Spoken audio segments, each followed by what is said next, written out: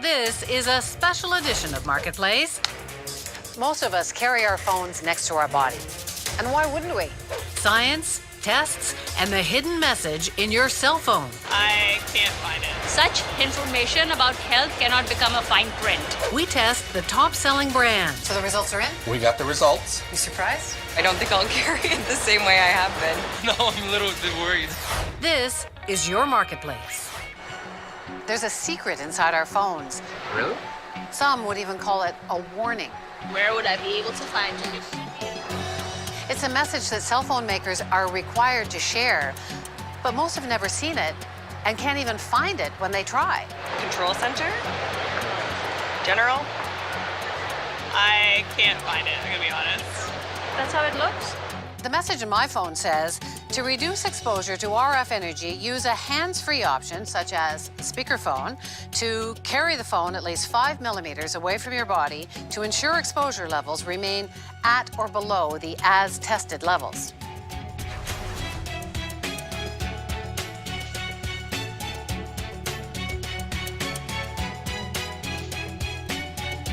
So, don't leave it in your pocket? I never hold my cell phone 1.5 centimeters from my body, ever. What does that mean? Exactly what that message means is what I'm trying to figure out. Why are we being told to keep our phones away from our body? I did my first story on cell phones almost 20 years ago. Is your study something that the cell phone industry was watching? Yes, of course. There wasn't a lot of science back then, A thimble full of research is what we have now. but suspicions were starting to grow that cell phone use had some health risks. When did you start to think this has something to do with a cellular phone? I think when I saw the first MRI and saw the location of the tumor. Also growing was the suspicion that we're not being told the whole story. Industry can be really, truly malignant. There are no adverse health effects in fields of this nature. The industry clearly is hands-off. Shouldn't we know the answer by now? All these years later, I'm still asking the same questions. Are cell phones safe? And are we being told enough to make that decision for ourselves? There's a city in California that doesn't think we are. Berkeley is a great example of the battle between the people who think that the public needs to know more about cell phones and the cell phone industry that thinks that people have been told enough. City Council actually passed something called an ordinance ordering all of the phone stores in the city to put up a sign. Hi there. I'm good. How are you?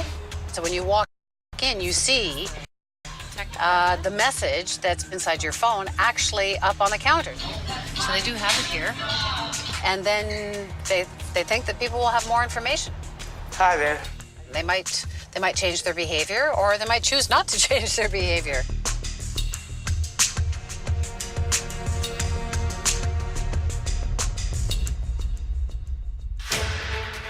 The city is in a new battle over what it can say about cell phones and your cancer risk. Berkeley's got the message out, but those signs have stirred up a lot of controversy.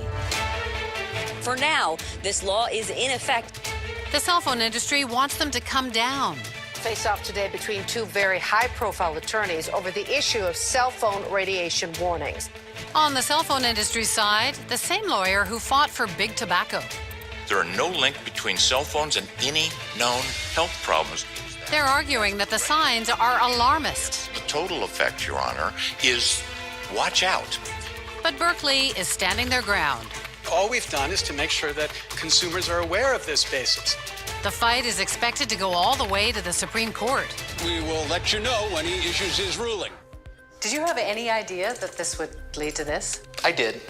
You know, cities have been trying to educate consumers about the effect of RF radiation and safe use guidelines for years. The front lines in this battle over the right to know more. They say that that message is baseless, that you have no scientific proof that there's any safety concern. All we are asking that stores do, that the federal government mandates, and that's already supposed to be disclosed. There's like less than 20 mobile stores here. Why is it such a big case for the wireless industry? I think the concern on the part of the telecommunications industry is if we can do it in Berkeley, then other cities will do it as well. At the heart of the message the cell phone industry doesn't want displayed, information on how to make sure you're not exposed to radiation levels above the government safety limit. Whether it suggests carrying the phone at 5, 10, or 15 millimeters away from the body depends on how it was tested. I would say these are the best sellers out of all 3 brands. So before leaving Berkeley, I pick up a few phones to find out what that testing is about. Here you are. Thank you very much.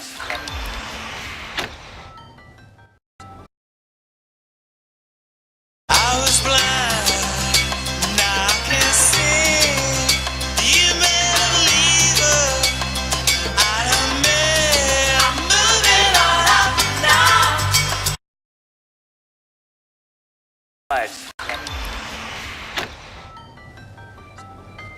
Have you ever seen the testing before? All these stories about cell phones, I've never actually seen it. Is one of many that's hired to test and certify the phones before they're allowed out on the market. So they're going to show us how that testing works.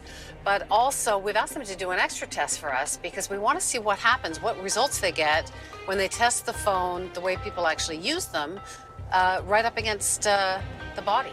So the chief engineer is Jay Moulton, and he's going to do the test for us today. So we've got 3 phones here for testing. Okay. From the top 3 manufacturers. And the big sellers are the Samsung Galaxy, the LG 5, Okay. and the iPhone 7. Okay. So this is it? This is it. Moulton was part of an international committee that designed this testing standard. What are you going to start with? Well, we'll start with the head measurement. What is the wand actually looking for? It's looking for the highest amount of electric field coming into the tissue. This is supposed to represent what happens inside the brain? Yes. Just like for the manufacturers, our phones will be tested at the highest power level possible. So it'll be transmitting as if you were as far away from a base station as you can get and still make a call. My phone's trying extra hard. This is the worst case it could ever get to be for a cell phone. And we put it into the holder, move it up close to the head, and then at this point, I'm gonna adjust to set it so that the speaker is right at the edge of the ear. That plastic ear is 6 millimeters thick and positions the phone at the distance it's assumed we hold it. And if you're thinking that head looks big, it's because it is. The head was designed based on a 1950s Army study of all the Army men, and they came up with an average size head. This idea was devised before little kids started using phones. Yes. Model is just one of the reasons critics say it's time to change. I'm in Washington, D.C. to see Deborah Davis. She's a toxicologist, a senior epidemiologist. When I first met her about 10 years ago, she told me that the testing method doesn't at all take into effect the size of a child's brain. You see here, this side showing you the brain of an adult. So this is where the cell That is phone would sit, correct. and this is the radiation that's absorbed? Yes. This is the one we're most concerned about. This is the head of a 5-year-old. She was a big part of the fight to get lead out of drinking water. She fought against tobacco. And now, for many years now, she's been fighting to tell people that they should be concerned about cell phones. When I first interviewed you many years ago, you were persuaded there was a problem. You're still persuaded. Oh, more than ever, unfortunately. Why? Well, the science has progressed, and without any question, we have more experimental data on animals. Unfortunately, we have more data on people. How much more science is there now? I'd say it's doubled since I first really became aware and wrote about this in 2007. Among the recent research, a $25 million study on rats by the U.S. government, the largest they've ever done. The find here. It was set up to answer the question whether or not there was any effect on health from low levels of radiation like those from cell phones. The scientists running the study thought it would find nothing. They were astonished when they showed this increase in highly malignant, aggressive tumors of the brain and the heart. Astonished because some rats were exposed to radiation levels below the safety limit that cell phones have to meet. The findings were deemed so important, those heading it wasted no time letting the regulators know. Canada was looped in too. But when we ask Health Canada about it, they say, while some argue this study provides conclusive evidence, there are numerous scientific questions to be addressed. Health Canada isn't the only one with questions. For many, it comes down to this. If cell phones are a problem, where are all the brain tumors in humans? This is one of the worst tumors we'd ever seen in a guy who said he lived on his phone. In Edmonton, neuro-oncologist Dr. Jay Esau recently helped launch a brain tumor registry. So as the tumor's growing, it's putting pressure on the skull. To track what we're seeing in Canada. So you're looking for answers. 100%. What are your suspicions? I believe that we're going to see more and more studies that show a correlation between cell phone use and the incidence of brain tumors. There's no question that we are seeing more young people coming into clinic with brain tumors. And the question is why? But your message is not reflected by Health Canada. Yeah. What do you think of that? You know, I understand why, because the data that are out there are so controversial. And in Health Canada's position, they have to look at the data and they have to come to a conclusion. And truthfully, the data are inconclusive. Why is there not more data? Do you know why? I'll tell you, even in our own clinic, we've tried to keep track of this. And when we ask a patient about their cell phone use, we're asking them to remember. And that's just not reliable. And that's why it's important to get the message out now. We need to at least get young people and adults to start thinking about their use and doing things that potentially can help protect them. Have you ever done that test for anyone else? No, I haven't, because it's not a requirement, so the manufacturers don't do it very often. New tech, old safety rules? This is your marketplace. Science, tests, and your phone on your marketplace. Questions around cell phone safety have now spanned decades. As the science mounts on both sides, so do criticisms over how much we're being told. Such information about health cannot become a fine print. I do think that information should be made more available.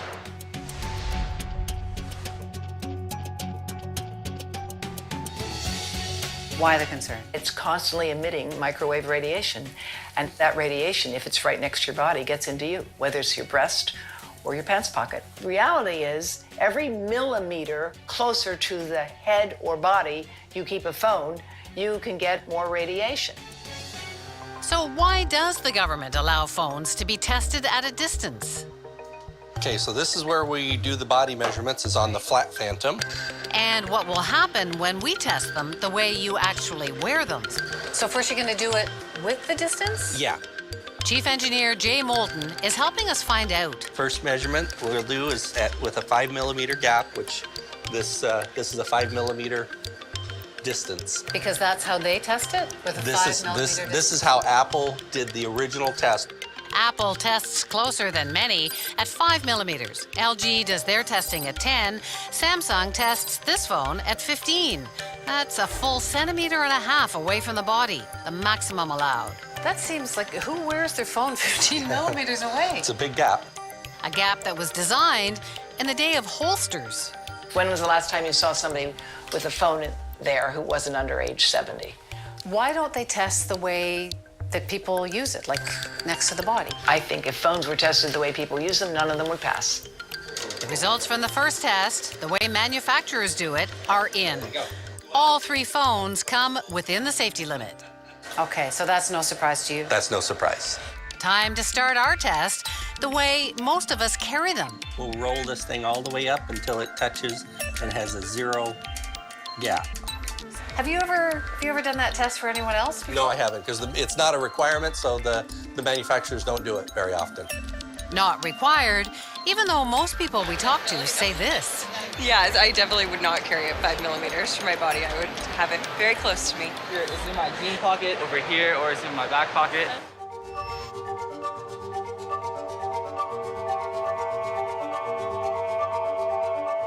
But what harm could that do?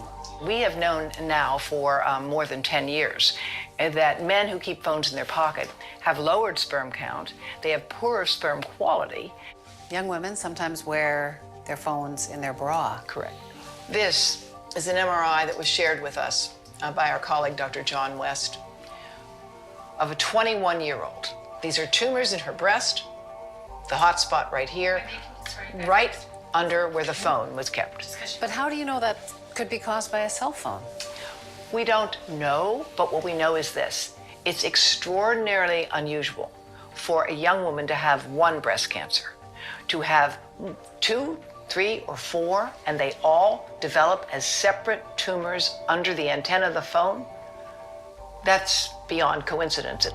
A link between breast cancer and phones hasn't been proven. But for Davis, case reports like this are worrisome. We think this is enough of a concern that we're telling people, please be aware of this. This is why she argues phones should be tested the way we wear them. So what happens when they are? So the tests are all done. Tests are all finished. And? The number exceeded the limit. It went up significantly with each one of the phones. That's right. The phones exceeded the safety limit when they were moved right against the body. The radiation absorbed increased 3 to 4 times. Does that concern you? No, primarily because this is a worst case test to where everything is at max power, maximum worst condition. We shared our results with all 3 manufacturers. LG told us they take the responsibility of producing safe products seriously and test according to the guidelines. Samsung says their phones meet or exceed all regulatory standards. As for Apple, they have no comment and refer us back to that message in our phones. Health Canada, on track or behind the times? They don't want to investigate this. I think they're looking for any excuse they can find to continue with the status quo. The former head of Microsoft Canada speaks out. This is your marketplace. This is your marketplace. 7 out of 10 people say they carry their phones in their pocket or against their bodies. But when we tested 3 popular brands, the way you wear them, all went exposure. It's kind of scary. I don't think I'll carry it the same way I have been. No, I'm a little... It's include a wide safety margin to ensure radiation exposure stays far below the threshold of harm. They're saying that the testing is so safe that there's no way that we could be at harm. The system is out of date. It's testing something that's not relevant to how we use phones or to the ways that we know phones can affect our health. Just keep it 15 millimeters away from your body. Canadian groups have been urging Health Canada to reassess those safety limits too, since science now shows possible harm below the level that phones are tested for. We're stuck in this quagmire of believing this science that's decades old. Frank Clegg's the former president of Microsoft Canada. Now, he heads a group advocating for safer use of technology. There are dozens and dozens of studies that we presented to Health Canada that show harm at levels below Canada's guidelines. He thought they were making headway when a couple of years ago, the government agreed to review the issue. Over 200 studies were submitted by Clegg's group, research on humans and animals, suggesting potential harm, everything from behavior changes to DNA damage and sperm abnormalities, all at radiation levels below what phones are tested for. Clegg was told many don't meet Health Canada's bar. He wants to know why. I think they're looking for any excuse they can find to continue with the status quo. We asked repeatedly to speak with Health Minister Jane Philpott, but she declined our request for an interview. So we took our questions to cancer epidemiologist Paul Demers. The evidence that comes out, I believe, is still mixed. Demers was asked to review the science on cell phones for Health Canada. So what is your bottom line then? Are the way that we use cell phones now, are we safe? Well, I believe we are. The fact is we don't have, at least when I looked at the evidence last, we don't have the evidence to say that there are adverse health effects. There are other scientists that I respect who are more convinced. What do you do with your phone? I keep it in my pants pocket, so it's handy. It hasn't me to that level. As for Health Canada's bottom line, They say the totality of the science does not support a link to harm. They add, even if a small child were exposed to cell phones 24 hours a day, 365 days a year, there would be no adverse health effects. So how do you explain that? Health Canada's track record is atrocious. How long did it take to figure out tobacco? So the fact that Health Canada